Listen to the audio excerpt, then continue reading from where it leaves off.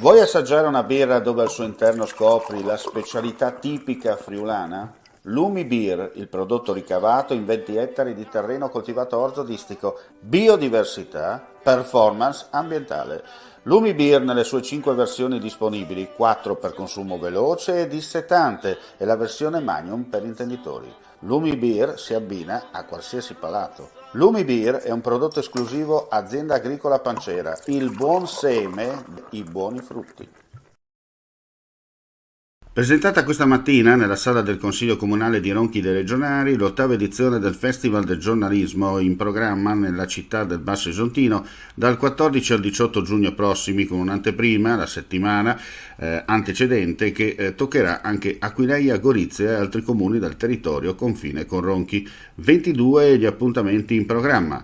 La parola a Luca Perrino, presidente dell'Associazione Culturale Le Ali delle Notizie.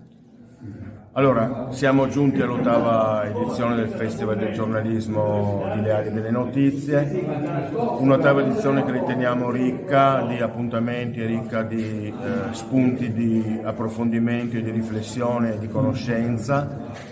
Avremo 177 ospiti spalmati in alcune giornate, non solo a Ronchi dal 14 al 18 giugno, ma anche prima dal 3 al 9 giugno in altri comuni dell'Isontino, ma anche ad Aquileia, e quindi crediamo un festival di qualità che ci ha impegnato profondamente in questi mesi.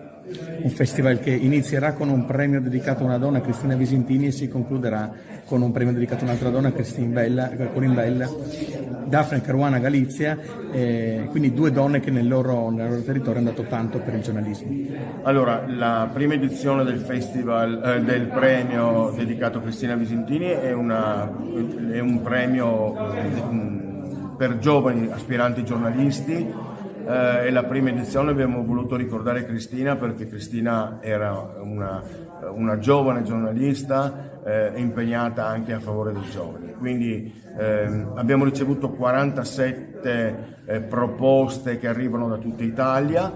In questi giorni la Commissione sta elaborando il verdetto, quindi il premiato verrà appunto accolto nella giornata inaugurale del festival il 14 di giugno. Siamo giunti invece alla 5ª edizione del premio dedicato a Daphne Caruana Galizia che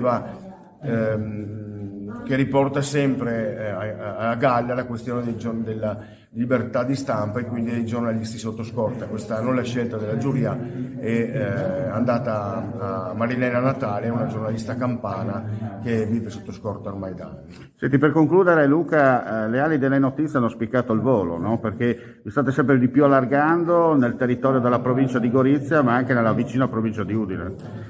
Diciamo che per noi è importante far rete, è importante coinvolgere anche i comuni vicini.